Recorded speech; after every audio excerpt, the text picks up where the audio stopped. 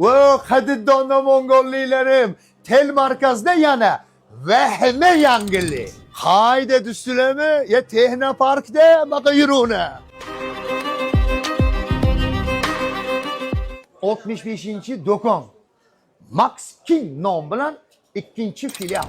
Buna qulayliklarni boshqa do'konlarda вообще ko'rmaganman.